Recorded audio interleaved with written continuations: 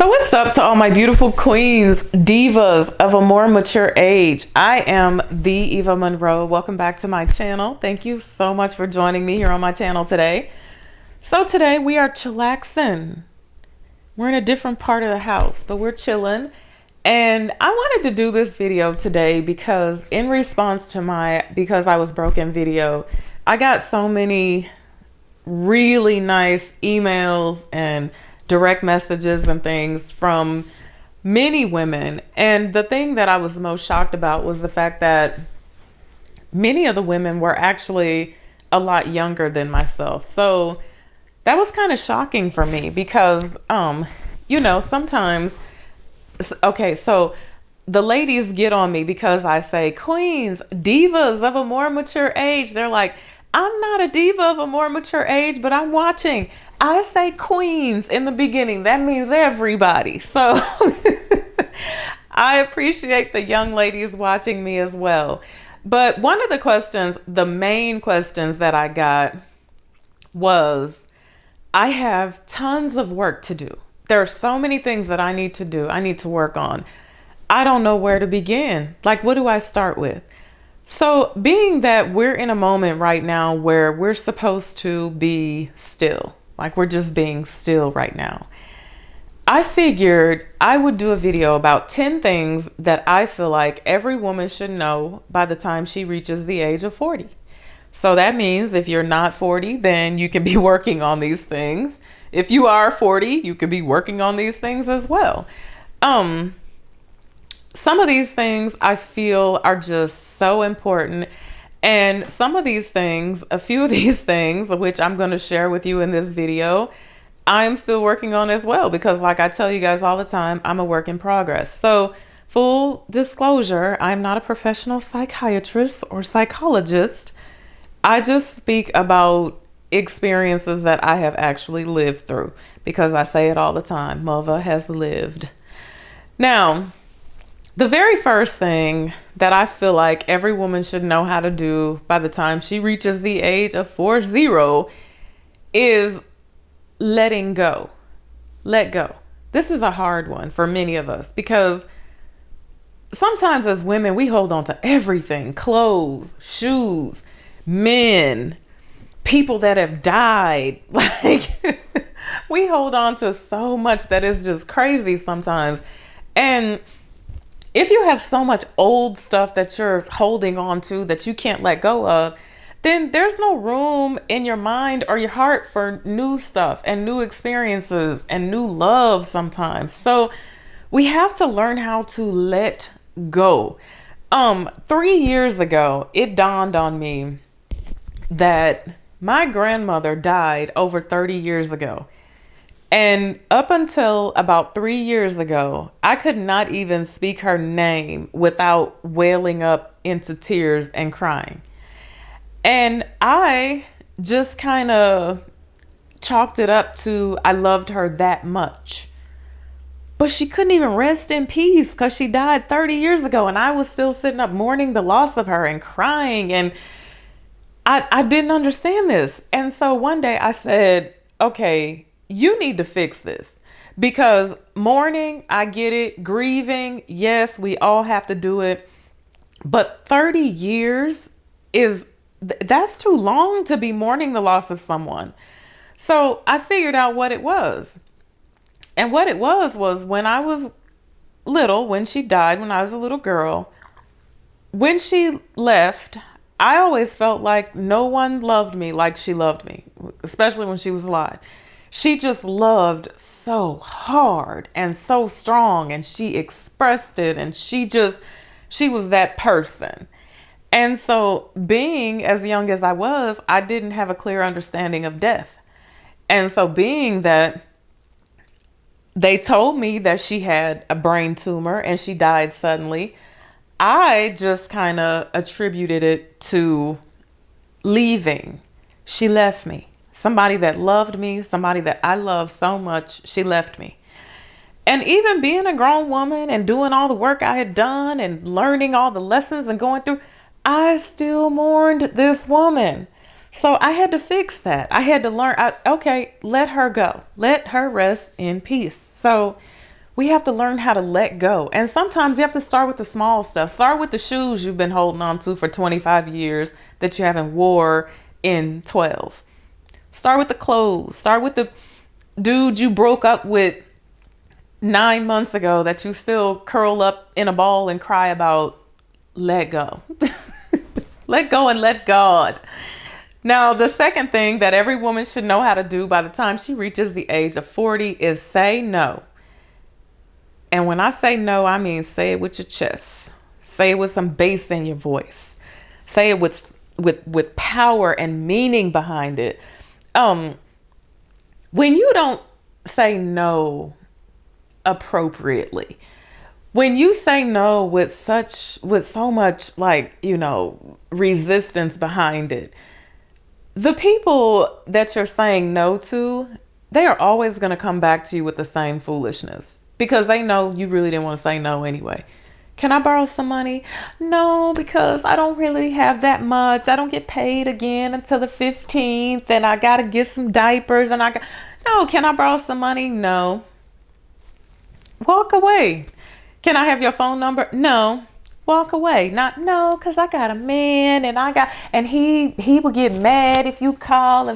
Just say no and walk away. People respect you so much more when you say no with some authority and you mean it and you don't put any reason or rationale behind it. You just walk away. Learn how to say no. Now, the third thing that every woman should know how to do by the age of 40 is be a friend. Be a good friend. Be a true friend. But let me throw a curveball in here at you. To other women, not to men, to other women. I appreciate my friendships with guys. I have male friends. They're great. They're wonderful. They serve a purpose in my life. But I have much more love and appreciation for my women friends. I need them. They feel me. They understand me. They have a cycle. They wear a bra. They get it. They help bring me back down to earth when I went way too far, So whenever I hear women say, I don't trust women, they'll steal your man, your money, your car. Oh, that just makes me so sad because I'm always like, sis, you have some work to do. You have some self-work you need to do. And maybe you don't trust yourself. You have to surround yourself with the type of women that can be trusted. If you're a woman and you're right here, surround yourself with women who are right here because they will make your life better. They will help you. We need each other. We all we get. Now, the fourth thing that every woman should know how to do by the age of 40 is read people, because that will also help you choose your girlfriends that you're going to hang around with. Read people. And I don't mean read people for filth because, I could read people for filth when I was like 16. But I mean read people. Be a good judge of character. Be able to look at those people and spot those women a mile away that will steal your man, your money, and your car. So when you are a good judge of character, you don't even have to deal with those people. Especially when you're honest with yourself about who they are and what they're getting ready to bring to your life. So sometimes we just have to take off I like to call them blue blockers and, see things for what it's really worth. When you see the signs, say, oh, okay, I see, okay, let me go on over here. So very important to have the ability to read people. Now, the fifth thing that every woman should know how to do by the age of 40, it kind of falls in line with letting go, but it's stop living in the past. But in order to stop living in the past, you have to deal with the past. You have to be real with yourself about what your stuff is. And you have to take care of your stuff. You have to heal yourself from your stuff. Personal story is, couple years back, my husband and I, we were laying in bed one night and it was 2:00 in the morning. And my husband woke up at 2:00 in the morning feeling a little frisky, like men do sometimes, and he was trying to inch my nightgown up and I was in a deep sleep, So I just woke up out of my sleep. I jumped up. I said, what are you doing? It's 2 o'clock in the morning. You could have did that 5 hours ago. When I'm asleep, you don't touch me. You don't ever do that again. I was sleeping. I was getting some good sleep. So I was so upset. I went downstairs and I made myself a pot of coffee. And I was sitting there drinking my coffee, like just going on and on to myself about how now I'm gonna be up all day and I ain't gonna get no sleep and I'm gonna be mean to people. And then I said, oh my God, what is this? What is this? What did you do? What did you just say? Like, are you crazy? Like you just went ham on your husband because he touched you at 2 o'clock in the morning. Like, where is this? And then I was like, oh my God, oh my God. When I was growing up, I would go to my aunt's house, spend the night with my cousins. And my aunt's husband, he used to like to come get in the bed with the girls at between 2 and 3-ish in the morning. And he had a way that he would like try to ease your nightgown up so that he didn't wake you up. So he thought. And I can actually remember like trying to tuck as best as I could before I went to sleep. So he would, there would have to be some type of struggle. But the thing about it is, when I got old enough to have a voice, I put some people on blast about the whole situation. I called people to the carpet. My aunt. Oh, you mean to tell me you never thought anything about your husband leaving your bed every night at the same time? You never thought anything about that? You didn't know what was going on? Him, called people to the carpet. But despite the fact that I called people to the carpet, I didn't deal with them. I didn't deal with it. I didn't deal with the problem in the appropriate manner. I just said, okay, I addressed you. Now I'll put this away. I'll be done with this. And I was done with it. I never dealt with it until a trigger happened that I didn't even know would ever in my life be a trigger. You know how many men probably woke me up at 2 o'clock in the morning? I mean, come on. But it was a trigger for me that night. So there we go. So the bottom line from that, the moral of that very long story is you have to deal with your mess, deal with your junk, clean out your closet.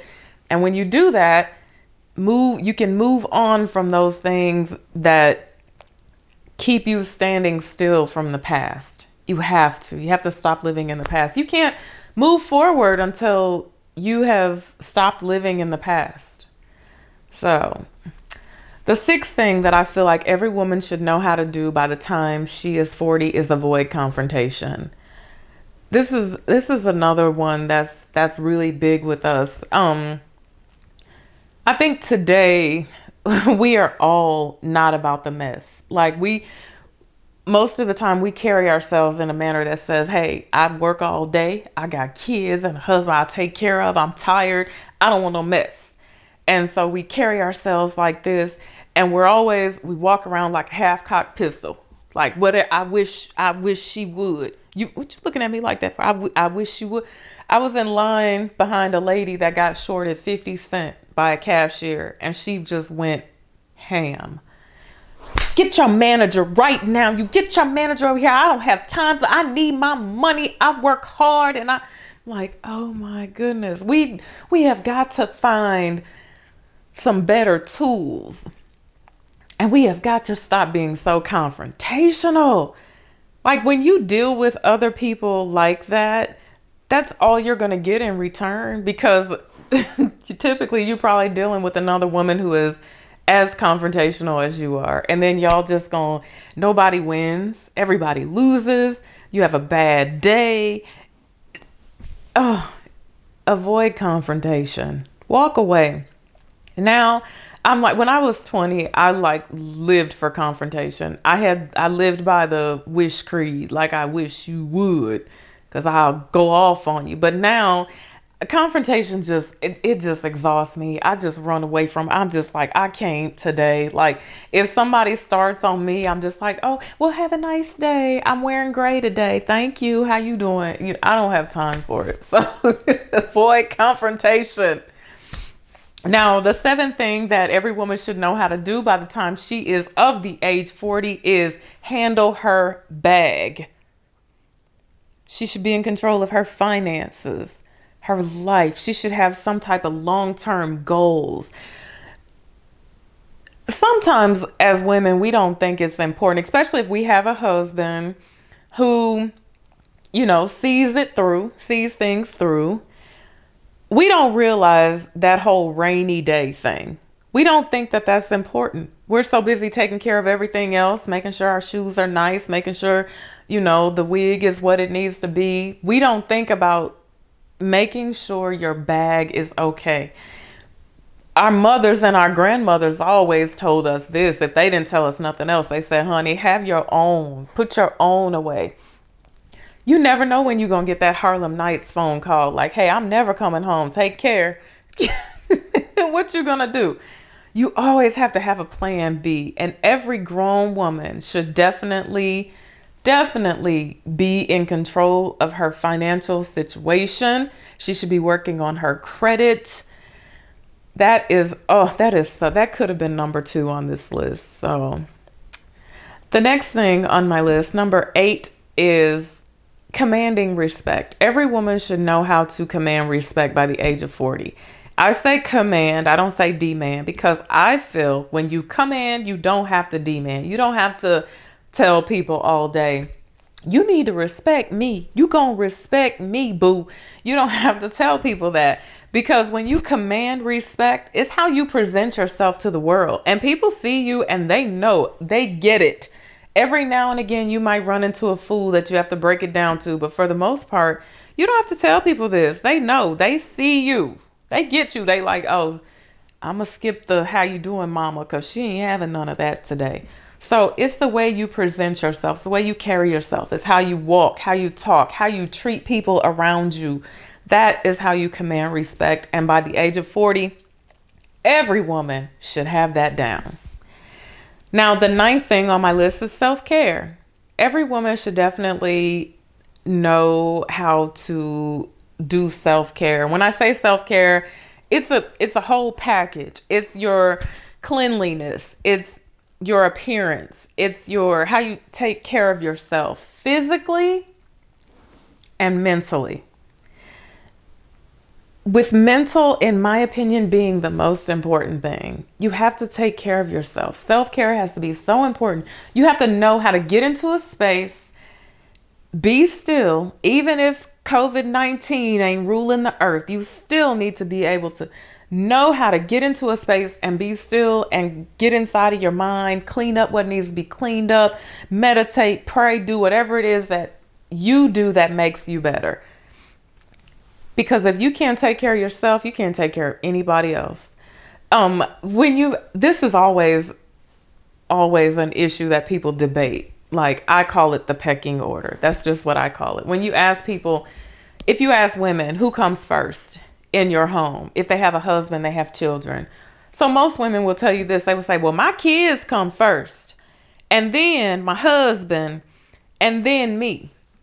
They're the last person to get the shoes. They're the last person to get their hair taken care of. They're the last person, to get the shower at night. So that's the order that they put it in. I feel like that's the wrong order. And let's debate this in the comments section. What is your pecking order? What's the order of importance in your home? Because I feel like it is God first, or whoever it is that you worship. It is me. It is my spouse, and it is my children. And I feel like that is the order because, of course, God first.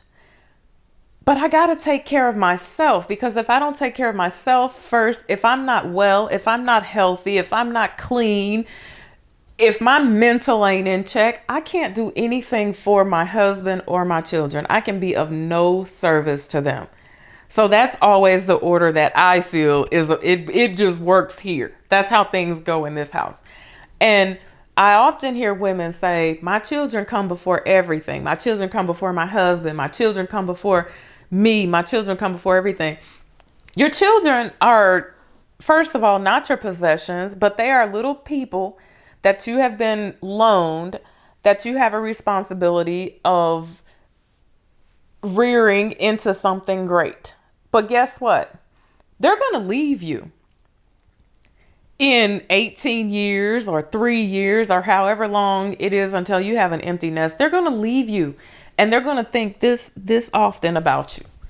But you're going to be stuck with your spouse for the rest of your life, hopefully, if that's how your situation ends up.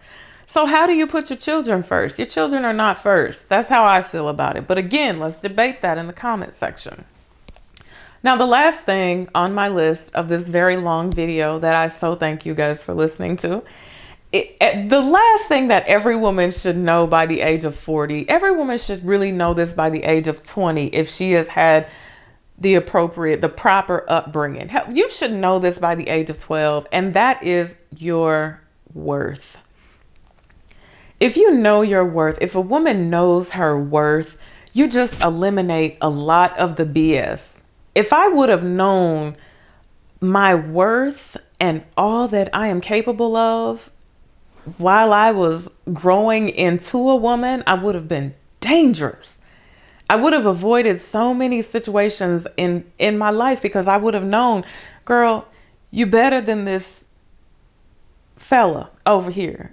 No, you better than this. No, you're worth so much more than that. So that, in my opinion, that should have been at the top of the list. Every woman by the age of 40 should know her worth. So thank you, ladies, so much for listening to me today. Again, let me know what you think in the comment section below. Until I see you again, be blessed, be safe, and bye for now.